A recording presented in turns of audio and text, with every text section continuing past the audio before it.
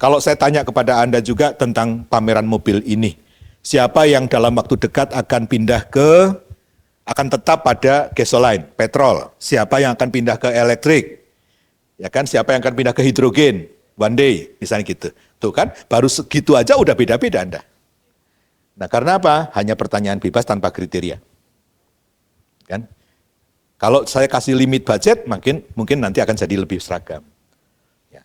Tambah kriteria lagi, lebih seragam lagi. Jadi kriteria itu untuk mengarahkan agar selera tidak masuk terlalu leluasa.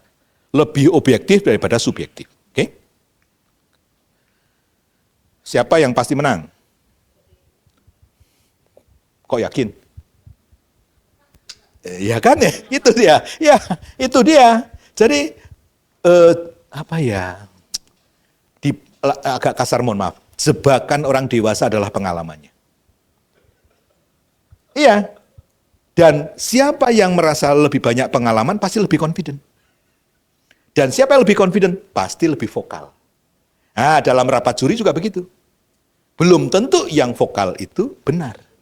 Karena vokalnya bisa berdasar dua. Dasar pengalaman, selera, atau dasar pemahaman kriteria. Nah, yang diminta adalah Anda vokal, confident, berdasar kriteria. Kan tadi yakin menang karena Anda mengira ini sumo kan? Yang bilang ini pertandingan sumo siapa? Kan nggak ada. Ini contoh ya, contoh. Nah, kalau memang ini sumo, maka size does matter, kan? Size does matter. Nah, kalau ini yang kita sepakati sebagai juara, perilaku dari kontestan akan mengarah ke tertentu. Because size does matter, maka ini yang penting. Mangan. Ya. Makan. Paham ya? Jadi apa yang dihargai oleh Dewan Juri, apa yang dikritik oleh Dewan Juri akan mengarahkan perilaku kontestan. Agar dia menang. Gitu. Itu saja. Jadi ini yang kita hindari. Dewan Juri ada 1, 2, 3, 4, 5, 6 dengan 6 perspektif, dengan 6 selera. Kita tunduk pada arahan dari form penilaian. Tetap semua penting Bapak Ibu, perspektif individu tetap penting, apalagi kalau itu mewakili bidang teknis, Anda orang engineering, Anda orang keuangan, Anda orang marketing, pakai itu sebagai penajaman pertanyaan. Yang kedua, pengalaman dan pengetahuan sangat penting. Anda akan mempunyai intuisi apakah inovasi atau improvement itu betul-betul valid atau tidak. And then emosi dan perasaan, mungkin itu bisa di-manage saja.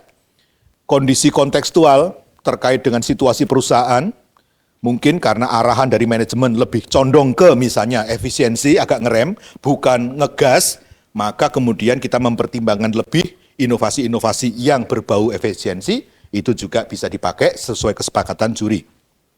Pengaruh budaya dan sosial, ini ya ada orang yang terganggu, ya pernah ada presenter tuh yang berdirinya di sini.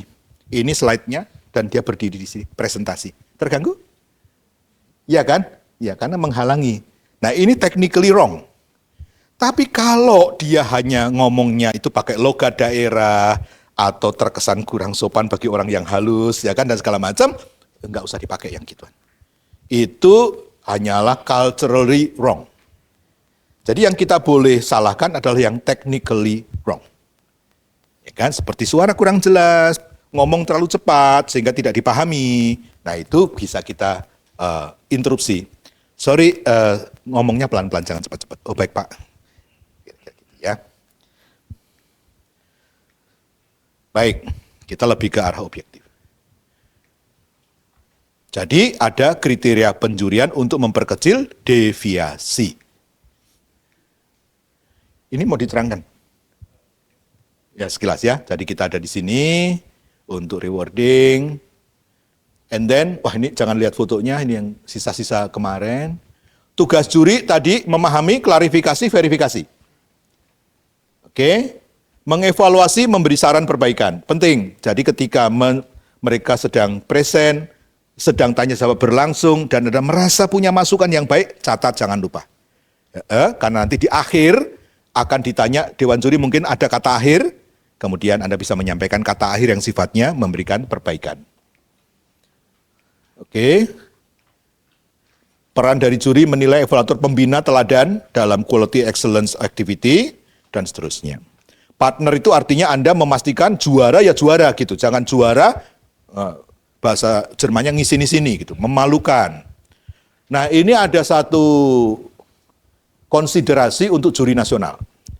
Kalau Anda diminta menjadi juri nasional, artinya menjuri pada kontes di kantor pusat, yang kontestannya adalah kiriman juara dari bisnis unit, maka kemungkinan akan terjadi perbedaan cara menilai. Misal, dari Bu Desi sudah terjadi kompetisi internal, muncullah pemenang ada 3, urutannya 1, 2, 3 gitu. Kebetulan punya kuota dapat 2, maka juara 1, 2 dikirim. Seret begitu. Dijuri oleh juri nasional, terbalik. Yang nomor 2, nomor 1. Bagaimana perasaan Ibu? Bingung kan? Dan kredibilitas Anda kan menjadi terganggu gitu. Loh, gua udah restui yang menang si A kok di kantor pusat yang menang si B. Lah bingung juga jelasinnya kepada penonton. Betul begitu? Nah, ini panitia perlu untuk memberikan masukan kepada juri kalau memang ada fenomena seperti itu. Ini mumpung saya ngomong ya, jadi bukan untuk mereka kan. Jadi mumpung saya ngomong, jadi ini merupakan kiriman dari BU dan sudah di ranking di sana, juaranya ini itu, mohon dipertimbangkan. Mungkin nggak? Yang benar adalah juri nasional. Mungkin, dan pemicunya adalah pemahaman kriteria. Nah, kalau itu yang terjadi, saran saya, sebelum diumumkan, maka dicek dulu ke Ibu Desi. Ibu, ini seperti ini jatuhnya. Ibu oke atau tidak? Gitu. Karena pada akhirnya penjurian dan hasilnya itu akan mempengaruhi gerakan berikutnya. Nah, boleh nggak kalau Ibu Desi bilang keberatan? Sorry, saya jadi rumit nanti nerangin ke anak-anak saya kalau begitu caranya.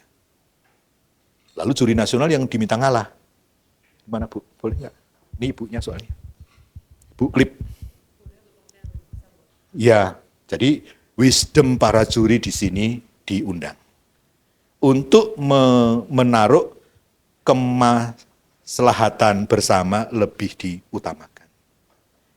Because nilai itu titik koma kok ya. Di challenge sekali lagi nilai juga belum tentu persis. Dikasih makalah yang sama minggu depan, nilainya bisa ganti. Jadi bagi saya partner manajemen dalam pengembangan QAA itu termasuk sampai ke situ. Menimbang kebijakan keputusan. Yes.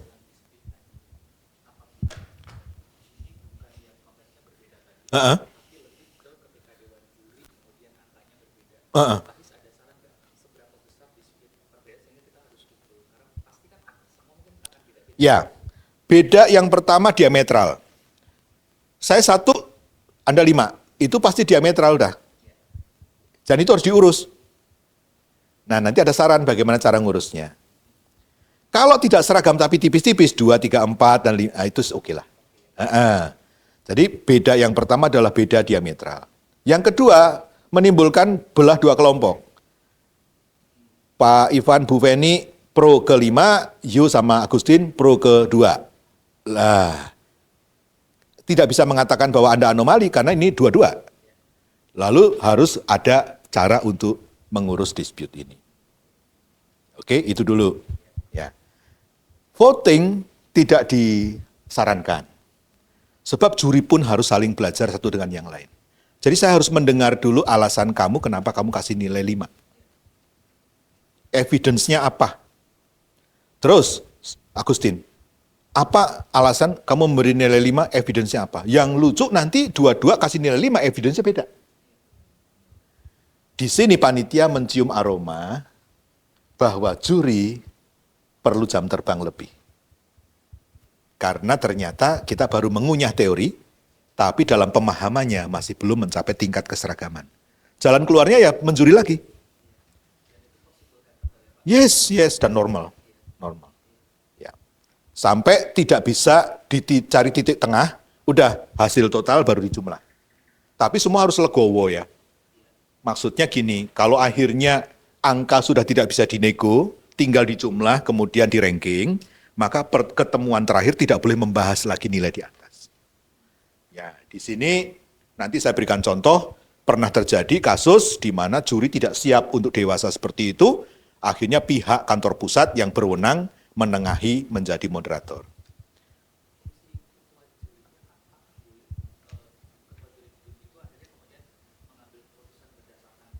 Iya, harusnya dia memimpin mufakat. Tapi bisa buntu kalau dia kalah hawa. Nah, saya cerita dulu ya, ceritanya begini. Saya mengunjungi apa namanya? Apa istilahnya kalau di pertandingan QCC itu namanya apa? Konvensi. Ya, konvensi klip. Ya, kalau pakai bahasa kita di Sulawesi Tengah. Saya adalah tamu yang diundang mewakili kantor pusat untuk menjadi saksi berjalannya kompetisi lokal. Kan berdasar kompetisi lokal, dan saya itu hanya menyaksikan, kemudian kalau perlu memberi sambutan, habis gitu sudah menjadi saksi. Acara jam 10 harus sudah mulai. Saya sudah ada di tempat di gedung pertemuan itu, kok nggak mulai-mulai, kan begitu. Sampai 10.30 belum mulai. Hampir jam 11, ini pasti nggak beres ini. Saya ke belakang, ke sekretariat, bener, deadlock. Jadi sudah diminta di awal bahwa semua juri mewakili bisnis unit itu lepas baju. Baju lokalnya pakai baju corporate. Wah, malah rangkep-rangkep bajunya itu. Ya, iya, udah telanjur. Ya susah tuh mungkin dilas kali. Sampai muka merah semua, kayaknya habis berantem tuh. Saya masuk sebagai orang pusat, agak dihormati, semua cool down. Saya tanya, ada apa ini? Deadlock, Pak. Oh. Oke, akhirnya saya bukan tamu lagi, saya mediator. Saya ke papan tulis, saya kembali ke kriteria, kemudian saya minta mereka balik ke kriteria. Sanggup nggak? Sanggup. Yang nggak sanggup bagaimana? Saya nggak sanggup, Pak. Saya keluar, tapi saya akan hormati apapun keputusannya. Benar dia keluar, walk out, and then nunggu. Yang ada di ruangan saya pimpin untuk melakukan pleno, selesai. Gimana? Ya kalau memang ini ya sudah Pak, kita terima kan gitu. Yang di luar mereka udah janji menghormati ini, gitu kan? Terus saya kepikiran ide menciptakan common enemy yang mereka bisa terima. Lagi pula kan Anda tadi bilang, Anda ingin mengalahkan juaranya Sumatera.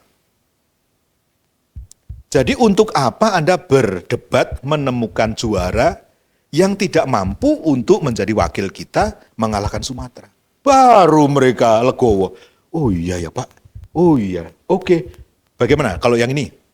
Ya kayaknya ini betul Pak, untuk menang atas Sumatera. Betul Pak, udah. Akhirnya ikhlas. Nah kadang-kala menciptakan common enemy itu membantu untuk menyelesaikan konflik internal. Gitu ya, singkat cerita ya itu. Akhirnya gue pura-pura jadi tamu lagi.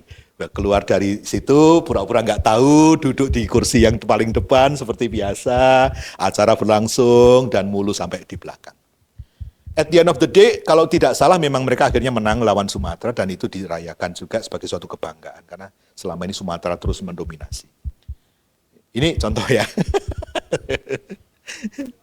Siap. Mudah-mudahan nggak terjadi di sini. Sebenarnya agak malu sih saya, ya menyaksikan kekanak-kanaan juri itu. Tapi saya menerjemahkannya lebih positif bahwa esprit de corps mereka sangat kuat, ya kira-kira gitu ya, berbela rasa terhadap timnya gitu ya, sangat kuat sedemikian kuat sampai susah untuk ditekuk ya.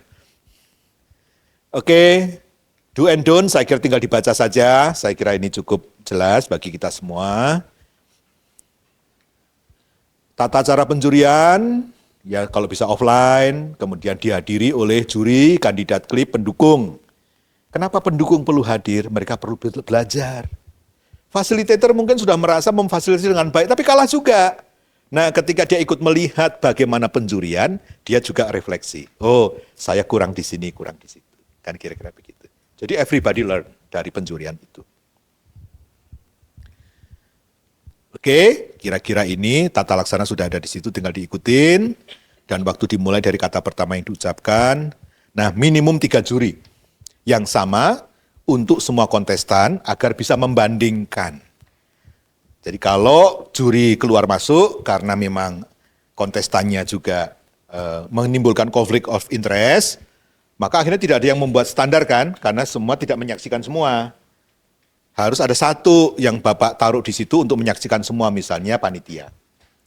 Jadi diundang Putu untuk menjadi anchor, karena nanti juri akan keluar masuk sesuai dengan presenter yang presentasi. Tapi harus ada satu yang menjaga bahwa dia lihat semua, sehingga ketika meranking akan ada yang jagain fairness-nya. Ya. Sebaiknya sih 3 ya, kalau 1 itu nanti dia juga punya konflik of interest. Nah, kandidat panelis dia harus kompeten, kemudian background-nya bisa bervariasi sesuai kebutuhan. Tadi sudah dibahas. Kemudian untuk slim corporate akan seperti itu levelnya, untuk act internal akan melibatkan Bapak Ibu. Kemudian untuk act bold based corporate akan melibatkan beberapa direktur dan seterusnya. Nah, tujuan menilai bukan untuk menghukum, tetapi untuk membantu orang lain berkembang. Ini please do so. Meskipun Anda sangat tajam mengkritik, tapi kalau dia bisa mencerna, dia akan berkembang. Gitu ya. Motif kita seperti itu. Penilaian makalah, cara membacanya nanti dibaca sendiri. Kalau kita menilai makalah, maka ada 3 hal, baca sampai paham, tandai bagian yang akan diklarifikasi, sesuai petunjuk step 1 sampai 8 di depan, ada yang kosong, ada yang belum ada cek, di situ catat. Kemudian berikan evaluasi pada form evaluasi. Pernah terjadi, panitia bermurah hati, pada waktu calon finalis mengumpulkan makalah, dicek oleh panitia sesuai dengan kaidah kecukupan. Jadi belum di tangan calon juri, baru di panitia. Panitia akan memberi tanda, kalau ada kurang, balikin. Oke, sehingga juri tidak terima informasi yang kurang-kurang. Biar juri fokus untuk menilai kualitas, jangan menilai apakah ini sudah ada atau belum. Jadi itu serahkan ke panitia, panitia yang memastikan semua informasi lengkap. Kalau sudah dikasih kesempatan masih nggak lengkap, ya udah. Gitu ya. Ini agar semua juga bisa tampil bagus. Wah, banyak yang jadi critical point ya. Nanti pakai contekan ini ya. Pertama, periksa latar belakang, sering tidak kuat. Periksa pernyataan masalah, sering tidak tajam. Ini menurut yang suka ngoreksi makalah di belakang kita. Nah, ini bisa menjadi contekan bagi Bapak Ibu untuk menilai makalah. Menilai presentasi, kita akan praktek sebentar lagi. Adalah kesempatan kandidat untuk menjelaskan makalah secara lisan. Mungkin di makalah nggak tertulis, Bapak Ibu tanya. Dia bisa menjelaskan dengan baik, oke. Nah, tipsnya adalah dengar dengan seksama sampai selesai, catat segala sesuatu yang ingin ditanyakan, kemudian catat juga evidence untuk nanti menjadi bekal waktu meeting juri. Jangan Hizkia ditanya, Pak Hizkia kenapa menilainya 4? Ya menurut saya 4. Evidence-nya apa Pak? Ya, waduh apa ya? Tadi lupa nyatet. Ya, saya pernah menjuri 15 kandidat loh. Itu kalau sudah sampai ke yang ke-14, yang 1 masih ingat nggak? Makanya ketika selesai 1, catatan sudah selesai, kayak dokter di rumah sakit. Nomor 2, masuk, selesai, map, selesai, tutup, baru nomor 3, map nomor 3, tutup. Begitu nanti perlu baru dibuka. Jangan diingat-ingat, pasti lupa. Oke, ini yang dinilai Bapak Ibu untuk presentasi. Nah, karena presentasi mau dipraktekkan segera, saya bacakan satu-satu ya. Pertama, sepakati 3-5 pertanyaan yang wajib ditanyakan. Anda nanti kan berkelompok 5-5. Jadi coba ambil 5 masing-masing ke bagian 1 pertanyaan. Terus sepakati berbagi peran. Mau sama kejamnya, ya kan, bad cop, atau ada good cop, ada yang ngedrill, tajam, ada juga yang menyemangati, agar balance, suasananya bisa tercipta lebih baik. Ya. Kemudian pastikan kesesuaian antara yang ditulis dengan yang dipresentasikan sambil ngecek. Jangan gini, makalah dikirim apa, cerita apa, gitu kan? Karena antara makalah dan presentasi itu ada jarak, dia masih punya waktu untuk improve. Dan dikira juri nggak baca, padahal juri baca. Ini yang benar yang mana nih, yang punya kamu atau yang punya saya? Ini boleh tuh nanya kayak gitu tuh, ya. Kalau terjadi selisih. And then lakukan penilaian, kemudian terjadi diskusi pleno juri. Tanya jawab. Nah ini ada baiknya bukan yaitu buka dengan ucapan terima kasih. Makasih untuk presentasinya, ini penanya pertama ngomong begitu. Atau ketua dewan juri yang bicara begitu. Terima kasih untuk presentasinya, silakan Pak Ivan mau bertanya, kemudian Pak Ivan bertanya. Nanti diakhiri dengan terima kasih lagi dan memotivasi. Ya kan, dorong dia untuk ikut lagi dengan mengindahkan masukan-masukan dari Bapak Ibu semua. Jenis-jenis pertanyaan silakan dipakai. Saya pakai contoh 8 saja. Menjuri lapangan kalau dilakukan, maka kita konfirmasi di lapangan apa-apa yang ada di presentasi dan di makalah. Merekap nilai, nah dipimpin ketua. Temukan anomali, tadi Yafet sudah tanya, sharing evidence, jangan sharing angka. Di balik angka ada evidence, cocok nggak evidence-nya? Kalau cocok, bungkus. And then gunakan pertanyaan, bukan nyecer teman juri yang lain. Oke, hindari debat, raih kesepakatan dengan cara yang disepakati, kemudian catat feedback. Mungkin penjurian kali ini belum sempurna, panitia perlu mendapat arahan atau masukan dari dewan juri, silahkan masukkan. Ya, panitia usul lain kali seperti ini. Nah, nanti menjadi improvement bagi panitia. Oke? Nah, klip dinilai berkualitas kalau mencakup lebih banyak isu. Memang nggak wajib, tapi makin banyak makin baik. Quality, cost, delivery, safety moral, productivity, environment, legal. Kalau semuanya kegarap, plus point. Tapi kalau hanya ngomong kualitas saja boleh sih. Tapi jangan tidak ada satupun. Jadi makin banyak makin baik. Yang kedua, NQA-nya tinggi. Meskipun tingginya itu kalau dibanding amount, nanti mungkin akan terjadi begini. Bisnis yang kaya, mainannya uang besar. Bisnis yang sedang bertumbuh, mainannya uang kecil. Lalu ternyata hasil akhirnya uang besar lawan uang kecil. Kalau kita hanya melihat amount, pasti bisnis besar menang terus. Tapi kita perlu melihat modalnya. Untuk dapat uang segitu, dia pakai investasi berapa. Rasio investasi kepada NQA, kepada hasil itulah yang kita pertimbangkan juga. Ternyata si uang kecil ini mempunyai kemampuan melipat gandakan modal dari 1 jadi 10. Si uang besar hanya 1 jadi 5. Ya, kita pertimbangkan yang si kecil. Dia secara leveraging, dia bisa meleverage lebih bagus. Oke, bisa diterima?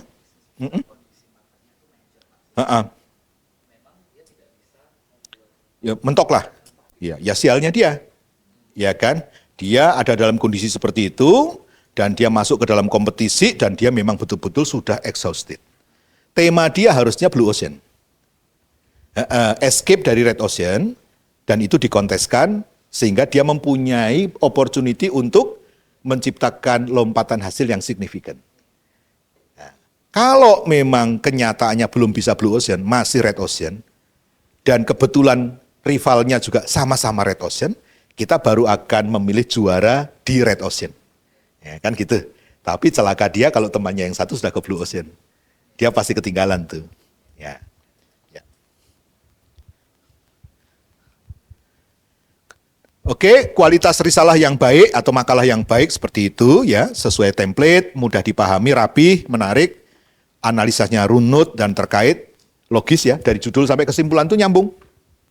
Kadangkala seperti pepatah orang Sangir, naik pohon mangga, turun pohon duren. Ya kan, judulnya apa, kesimpulannya apa, itu pindah pohon. Anda bisa melihat nanti di lapangan kalau melihat risalah seperti itu. Nah, kualitas cara menjual, ya KISS, ya keep it simple, ya kan. And then mampu meyakinkan, antusias, menarik semua anggota tim terlibat. Kualitas kondisi aktual di lapangan, ya displaynya bagus.